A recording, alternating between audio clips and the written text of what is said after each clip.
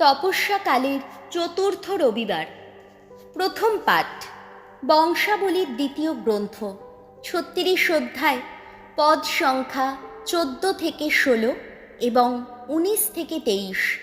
ইহুদিদের শাস্তি ও ক্ষমা, ব্যাবিলনে নির্বাসন ও দেশে প্রত্যাগমন।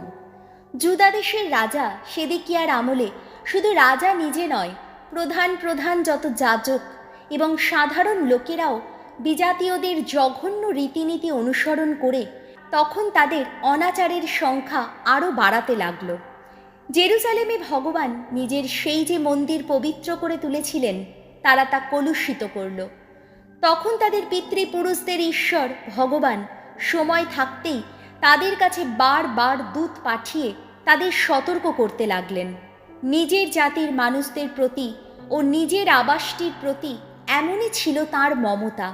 তারা কিন্তু ভগবানের সেই দূতদের ব্যঙ্গ বিদ্রূপ করল, ভগবানের বাণী তুচ্ছ করল এবং তাঁর প্রবক্তাদের উপহাস করল। শেষে তাঁর জাতির মানুষদের প্রতি ভগবান এতই রুষ্ট হলেন যে তাঁর এই রোষের আর কোনো প্রতিকার রইল না। তাই তিনি তখন ব্যাবিলনের রাজাকে তাদের বিরুদ্ধে যুদ্ধ করতে নিয়ে এলেন। ব্যাবিলনের সৈন্যদল এসে ভগবানের মন্দির পুড়িয়ে ফেলল, জেরুজালেমের প্রাকার বেষ্টনী ভেঙে ফেলল, যত প্রাসাদ জ্বালিয়ে পুড়িয়ে দিল। জেরুজালেমে যা কিছু মূল্যবান জিনিসপত্র ছিল সবই তারা তছনছ করে দিল। ইহুদিদের মধ্যে যারা তলোয়ারের কোপ থেকে রক্ষা পেল, ব্যাবিলনের রাজা তাদের নির্বাসনে নিয়ে গেলেন ব্যাবিলনে। সেখানে পারস্য রাজ্য স্থাপিত না হওয়া পর্যন্ত তাদের সবাইকে তার নিজের ও তার পুত্রদের দাসত্ব করতে হয়েছিল। এইভাবেই সত্য হল প্রবক্তা জেরেমিয়ার মুখে উচ্চারিত ভগবানের এই বাণী। এই দেশ বিশ্রামবার না পালন করার ঋণ যতদিন না মিটিয়ে দেয়, যতদিন না ৭০ বছর পূর্ণ হয়, ততদিন এই দেশকে তার জনশূন্য হয়ে থাকার সেই পুরো মেয়াদ ধরে বিশ্রামবার পালন করে যেতেই হবে। তারপর এক সময় হলো কি, পারস্যরাজ সাইরাসের আমলের প্রথম বছরে ভগবান জেরেমিয়ার মুখে উচ্চারিত সেই বাণী সত্য করে তুললেন। তিনি পারস্যরাজ সাইরাসের অন্তরে প্রেরণা দিলেন, যেন সাইরাস তার রাজ্যের সব কোথাও এই কথা ঘোষণা করার ব্যবস্থা করেন, এমনকি লিখেও জানান। পারস্যরাজ সাইরাস এই কথা জানাচ্ছেন। স্বয়ং ভগবান, স্বর্গলোকের ঈশ্বর যিনি, তিনি পৃথিবীর সমস্ত রাজ্য আমার হাতে তুলে দিয়েছেন, আর তিনি নিজেই আমাকে আদেশ দিয়েছেন যে আমি যেন জুদেয়া দেশের জেরুজালেম নগরে তার সম্মানে একটি মন্দির নির্মাণ করি। তোমাদের মধ্যে তার আপন জাতের লোক যে কেউ আছে, তার ঈশ্বর ভগবান তার সহায় হন। সে এখন জেরুজালেমে যাত্রা করুক। প্রভুর বাণী। শাম সঙ্গীত ধুয়ো। প্রভু, প্রবাসী মানুষ আমরা, আহা তোমায় যেন ভুলে না যাই।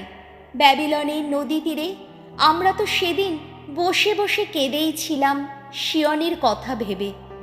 সেখানে ২২ গাছে আমরা ঝুলিয়ে রেখেছিলাম আমাদের যত বীণা। ধুয়ো।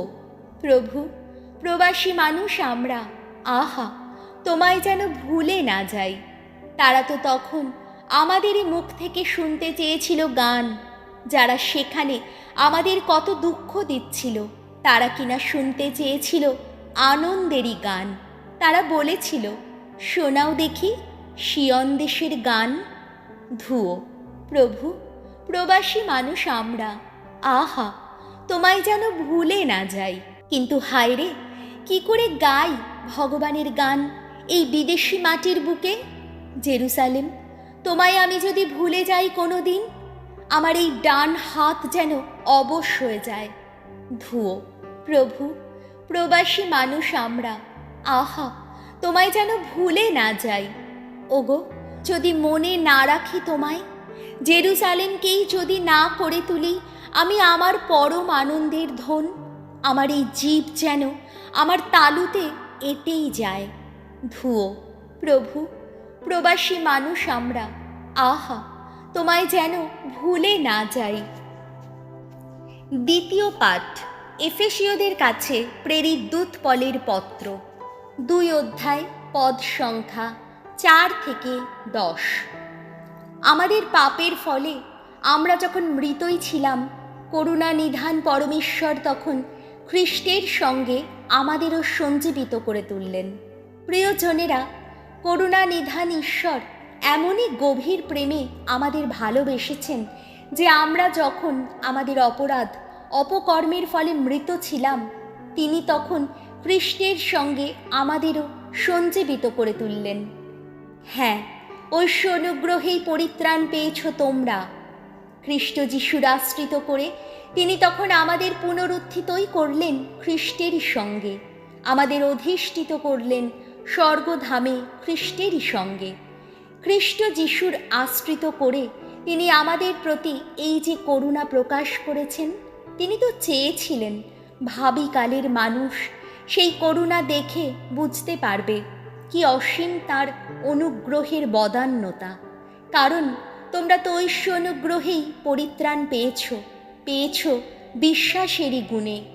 এ পরিত্রাণ তোমাদের কাজ নয়, ঈশ্বরেরই দান। এ পরিত্রাণ তোমাদের কর্মসাধনার ফল নয়, তাই এতে কারো গর্ব করার কিছুই নেই। আমরা তো ঈশ্বরেরই রচনা, খ্রিস্ট যিশুর আশ্রিত হয়ে সৃষ্ট হয়েছি আমরা সেই সমস্ত সৎকর্ম করারই জন্যে, যা ঈশ্বর আগে থেকে আমাদের নিত্য কর্তব্য বলে ঠিক করে রেখেছেন। প্রভুর বাণী।